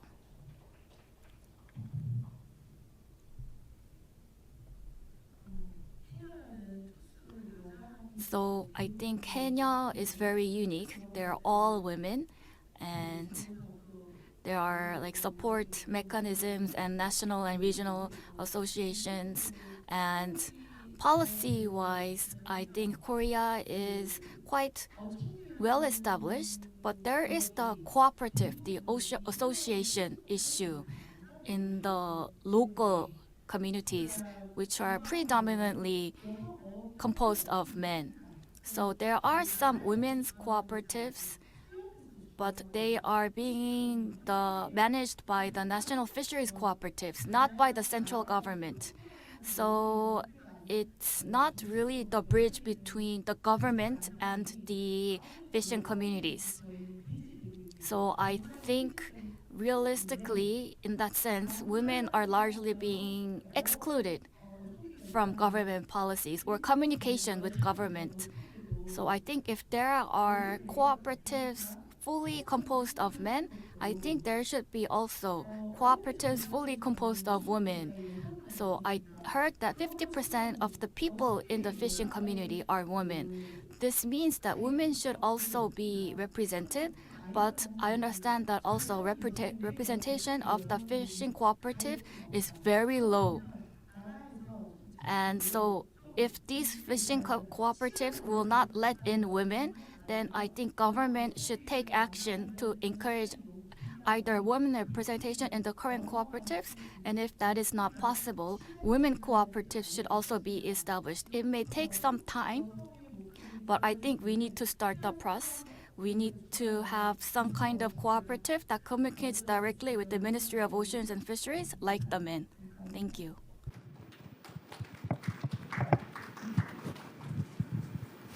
예, 그 제주에서는 So at Jeju Island, every year for Haenyeo, we have around 20 billion won in the budget, and that has been fully from the local government. Like you all know, the President Yoon visited Jeju Island, and he said that the nation will be responsible preserving the Haenyeo culture, and I think that is one of the reasons why ICFC is being held here. So if we can get central government support as well, on top of the local government financial resources, I think we can really push forward for further program development and preservation. Thank you so much. And I think you've raised an interesting point in the discussions as well about making sure women are represented. So if governments are dealing directly with fisher cooperatives, but it's only men, we're missing part of the value chain, we're missing some stakeholders. And so this is one aspect we always try to really support, is this consideration that in terms of stakeholders in the value chain. So it's not just maybe the people going out on the fishing boats, maybe likely fishermen, who should be making the decisions and consulted with, but also everybody involved in the sector. Because for example, let's imagine there's a change in the allowance of capture, even just for the seaweed, you're impacted for your business. And so, you know, this is something the business owners need to be consulted with too, the women who are doing the processing. So this is a similar issue we see everywhere, I would say.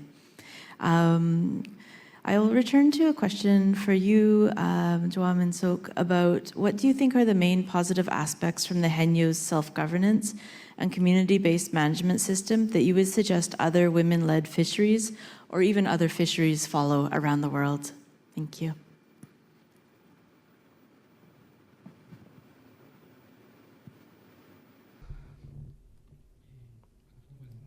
As I mentioned previously, in the case of Jeju, there is such an aging among Haenyeo. We do not have many young Haenyeo. Then one of the policy initiatives that pushed forward is creating a community among Haenyeo. So the old and senior Haenyeo can swim and dive in shallow waters.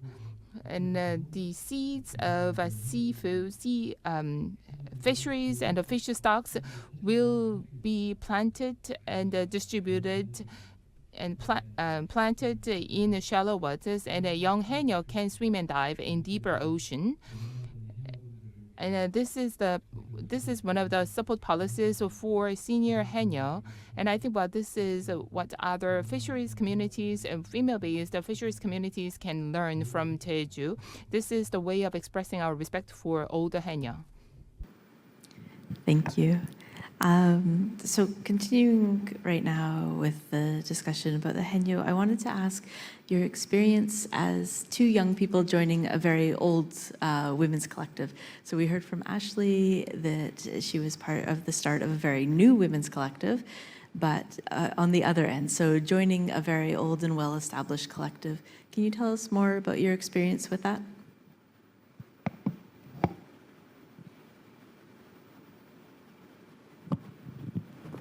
저희는 기존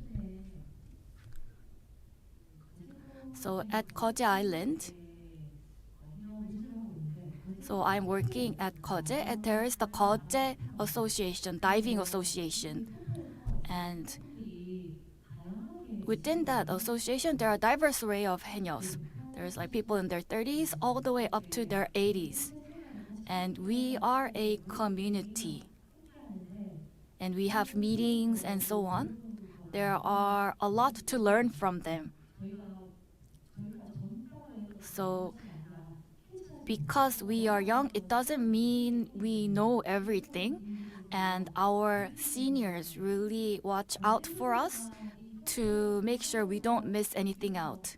And one of the things that I really like about the association is that the role is expanding, because I mentioned that now there's going to be a regional Haenyeo association. So there's a nationwide Haenyeo association that is being launched. So I think that will help the different regional associations to communicate with each other and learn from other associations' experience. So we have really high expectation for the nationwide Haenyeo Association. She made the welcoming remarks for this session, so I really look forward to that.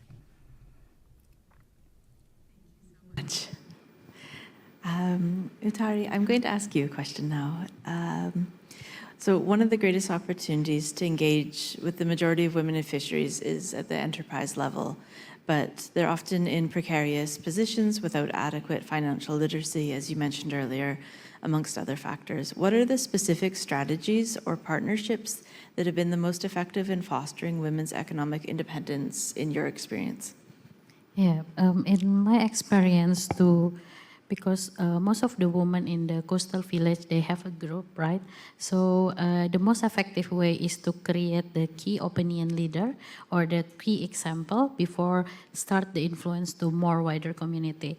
So in our cases, before we have now 5,000 women on board, we start with like 3 or 4 women in one village. And at this, we train them with the processing, we train them with quality, the financial literacy, until we sell the product and the product is become more and more demanded by the market. And by this story, she is the one who influenced others to join with the community, to start working in the fishery industry. So I think the most important point and to start is about create the example, set the key opinion leader. All of the women in here is the key opinion leader to influence and inspire more women to join to the fishing community. So I think that's the first. The second, of course, the policymakers play the important role. They need to create like the policy that also the safe environment for the women to work in this industry. We cannot make fisheries as the environment that thing as not safe. We need to create as the safe space for the woman to work. I think that's the 2 strategies. Okay, excellent. Okay, so I would like to return back to ask Jo Yoon Kung, what lessons from your experience would you like to share with other women looking to build sustainable and community-focused businesses? So maybe 1 or 2 points you felt led to the most success that you would suggest others follow.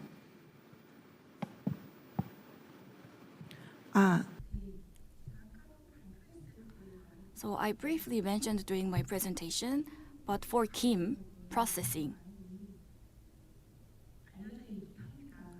The method itself is quite well known, but 곱창 kim is a species of kim which is unique. And I think I am the first to make a brand out of this 곱창 kim.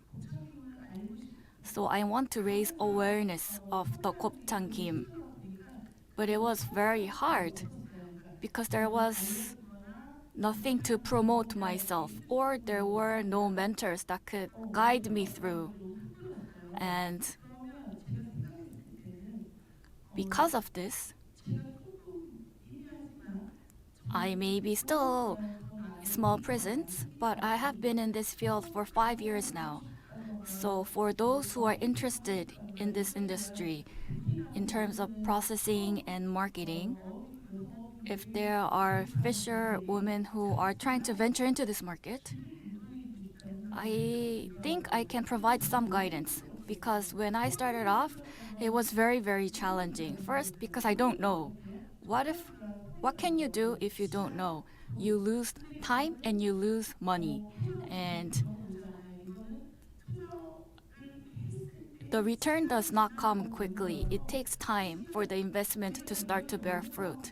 So if you cannot endure the time, the upfront required time, then you cannot carry on the business. It's going to come down very early on in its stage. So I think that is one of the most difficult aspects of fisherwomen at the moment. So while the product can be different, the process I think can be similar. And so in that sense, I hope that I can play a part in helping and providing assistance. So I try to gather data and I try to form a network early on. And I am hoping to be able to create a network for future people who are interested in the field. Thank you so much. Ashley, I'm going to turn to you with one more question. So how do you envision international collaboration, or have you, and knowledge sharing improving opportunities globally? So considering maybe this group of women and others. It's interesting. When I arrived here this morning, I was speaking to Yutari, and it seems like even though we are separated by our nations, actually a lot of the issues that we're facing and challenges within the fishing industry are global. Recruitment's a problem. An aging population of the catching sector is a problem. Access to resources is a problem. I think there's a massive opportunity, and not just for women to network. I think there's a massive opportunity globally for discussions and knowledge sharing of what's worked well for some communities that could be adopted in other communities, and just being a little bit better at communicating with one another and sharing experiences generally. Great, thank you so much. So we have some time now where we could turn to the audience, and we would love to hear from you if you have any reflections or questions for any of our panelists. So we'll circulate with microphones, and if you can just put your hands up with your questions, we're very happy to hear from you.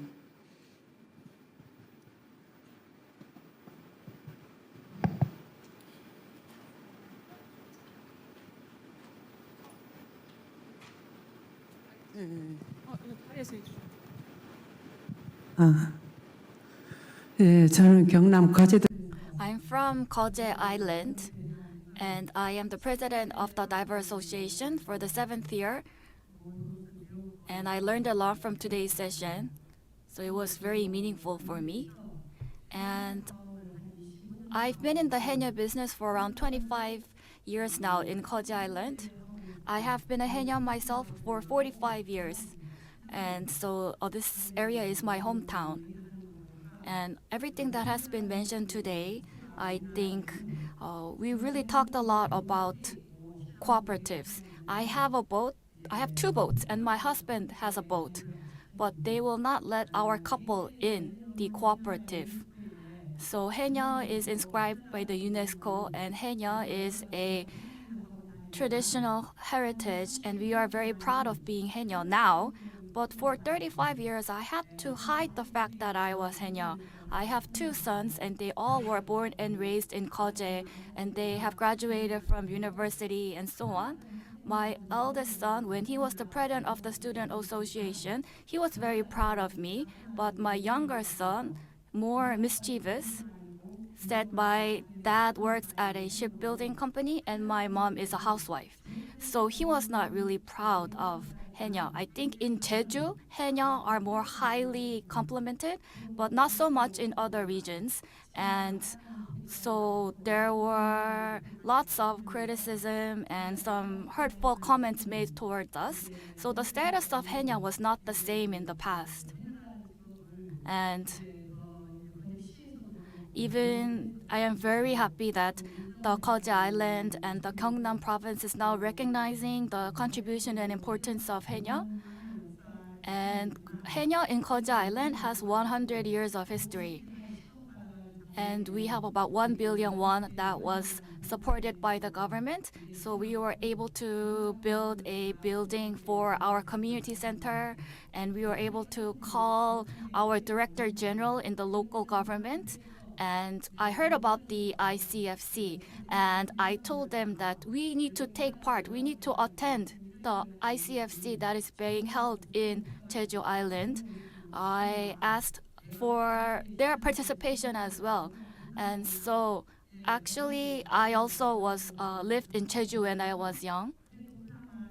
And so I had a little bit of conversation with our local government regarding the participation of ICFC. And in Jeju Island, there are around 20 young women who are coming to our community to learn to become haenyeo. And so we talked about National Haenyeo Association. There are haenyeo in Tongyong and other regions as well. And at first, I wasn't going to take a big part in the National Haenyeo Association. I thought I was too old for that. But now I want to take a larger role because I want to work for the future generations. I think it's part of my duty for future generation haenyeos to be more active in these haenyeo activities. So we have to hold our breath, and we almost risk our lives when we dive into the water. I think that is very different from all the other jobs on ground. And it can be a very painful process, but it can only be understood by haenyeo. So whether the Ministry, National Assembly, we were at the public hearing of the National Hearing last year. So we are trying to maintain our livelihoods, risking our lives. But I heard that when I went to the National Assembly, it was very, very warm. We were going through all of the snow to get to the National Assembly, but it was very, very warm. And I was disappointed that all these gentlemen there were trying to talk about the policies of haenyeo when they really didn't know much about it. So I hope that haenyeo can be more recognized in the future. Thank you so much. So as we wait for our next question, I think your last point is very important. All of it was very interesting, thank you.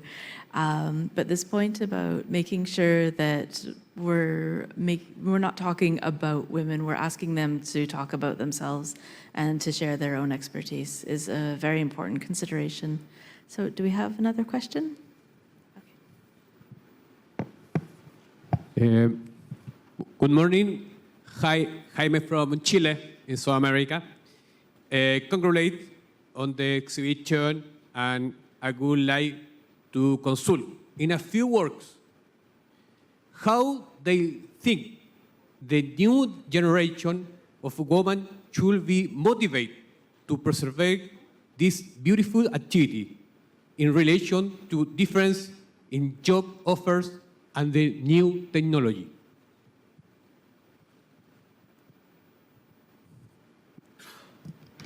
In general, to the panel. So would you like to start, and then we'll go to our haenyeo? Okay.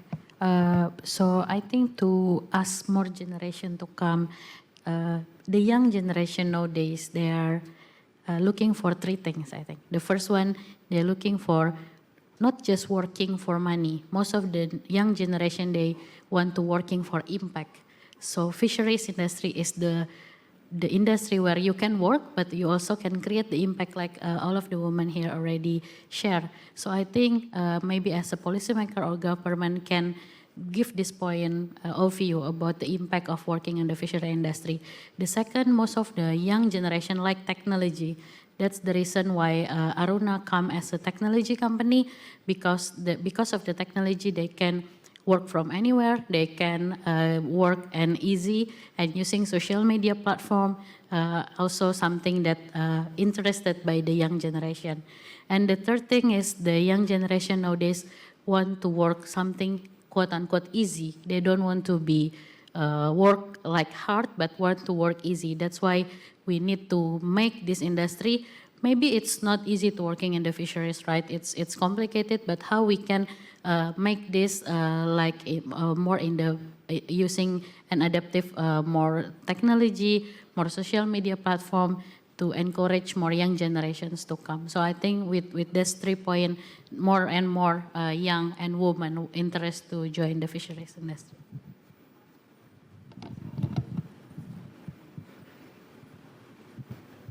저도 And I'd like to add to that. I really agree with what has just been said. For foremost, you need a success case. You need to establish a case to inspire more youth to come, something that they can model themselves off. As a woman, I think one of the reasons why there are so few fisherwomen is that I have 3 children I mentioned. So to raise children and to have a career in fishing is very, very difficult. So we have cooperative and associations. She is married, but she doesn't have children. I have children. We talk about these things. We talk about giving birth, childcare, like how do you do that? I always get these questions. And I know that a lot of colleagues have a lot of strength to overcome a lot of challenges in life, but maybe that individual effort is not enough. I think we need policy support and government support to continue to encourage women to enter this industry and also maintain their career. So when women give birth, during the birth, maybe they can also be guaranteed child care leave. There can be some government financial support throughout that period. I think if that becomes a policy, I think more young women will become interested in this profession. Thank you.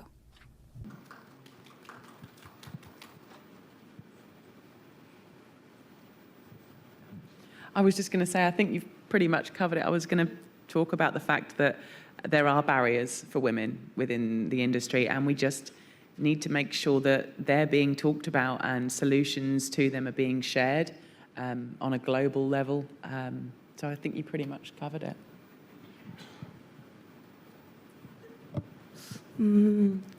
저도 지금 So I have 2 kids.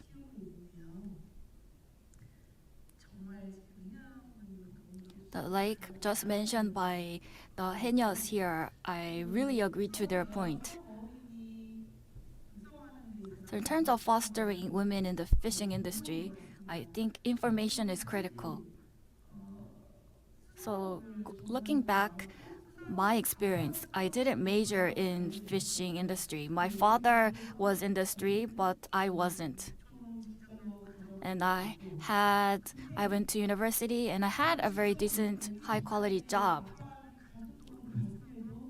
Even with my indirect experience watching my father, I wasn't really aware of the potential of the ocean. I didn't understand the value. So I didn't really know that if I put this effort here, that this type of value will be created. So even when I had someone to look up to in the family, I was not aware of this. So I used to lecture at universities. When I meet young people, I think it's very important to let them know. So I think these Henyas here have the 요즘 해녀 YouTube channel. I think that is very successful marketing strategy.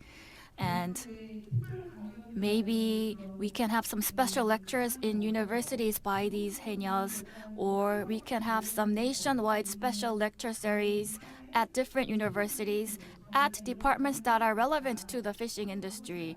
And maybe we can reach out to them first, because maybe they cannot approach us because they don't know. Because those living in the city, they will not know what's happening in the fishing communities and the fishing cooperatives.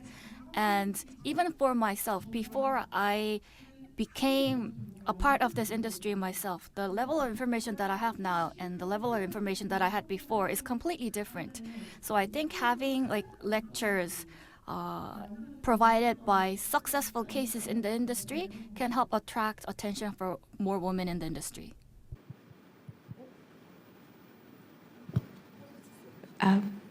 Would you like to respond? Okay, perfect. We've reached the end of our time, unfortunately. It always goes so quickly when we have so many very interesting panelists sharing their experiences. So I think I can pass it back over. Thank you so much.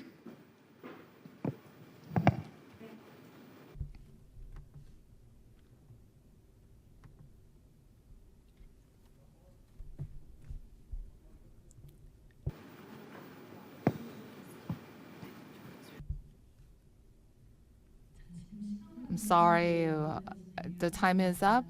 So unfortunately, we have to conclude this. We had such an active discussion. Let us conclude this session, and you can reach out to speakers and the panelists individually. Please give another round of big applause to all the speakers and the panelists, as well as to our moderator, Ms. Jennifer G. Now, we will have a photo session after this time, so I'd like to ask the speakers to come down from the stage, and thank you very much for your cooperation. In this session, we talked about our experiences and the ways forward for the fisher women. Thank you very much for your active participation.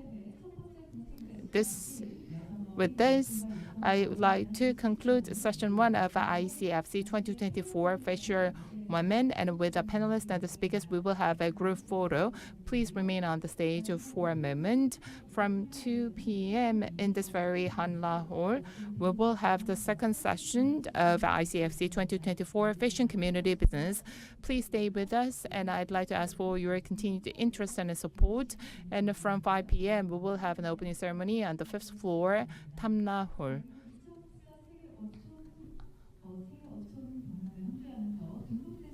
And at the registration desk, you can share your feedback, and we have prepared a small souvenir for those who participate in the survey for the ICFC 2024. From now on, we will have this group photo. Please come forward. 무대 앞쪽으로 조금 더 많이 걸어 나오시면 되겠습니다. At least 2 steps forward, please. So let us take the photo. ICFC 2024, Session 1, Fisher Women. Let's take this photo. 자, 오른쪽으로 조금 이동을 해주시고요. Move to the right. Thank you. 네, 먼저 차렷 자세로 환한 미소와 함께 촬영. With a big smile.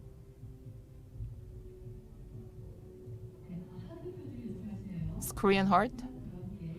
Korean style little heart.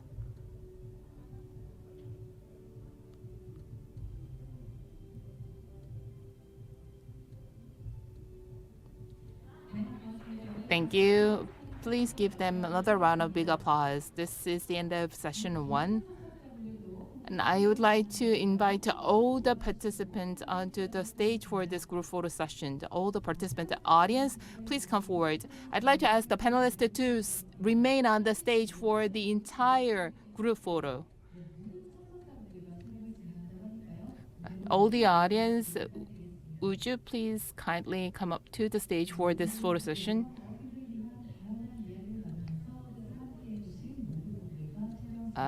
Once again, thank you very much for your active participation and cooperation. Well, please watch all your steps and please come forward onto the stage for this group photo session.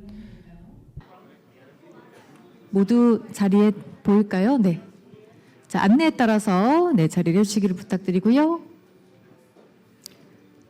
자, 무대 앞쪽에 발, 그리고 네, 조명기기 조심해 주시기 바랍니다. 조심하시고요. 네네. 자, 계단 잘 보시면서 무대 끝쪽. Please watch your steps.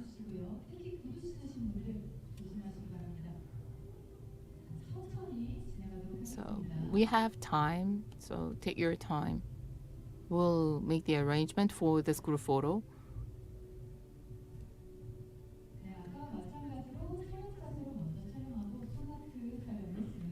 So we will take the photo without making any hand gesture, and after this one we will make a Korean small heart.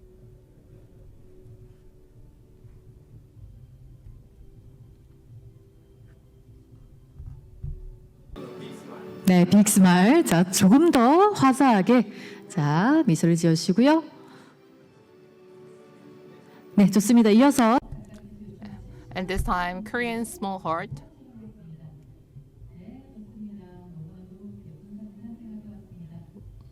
I'm pretty much sure that we will have great photos today. Thank you very much for your cooperation. Now you can return to your seat. You can go back to your stage. Until 2 p.m. we will have lunch. And from 2, we will continue with session 2 in this very hall. At the registration desk, you can join in for the satisfaction survey, and you can get some small gift we prepared. I will meet you at 2. Thank you.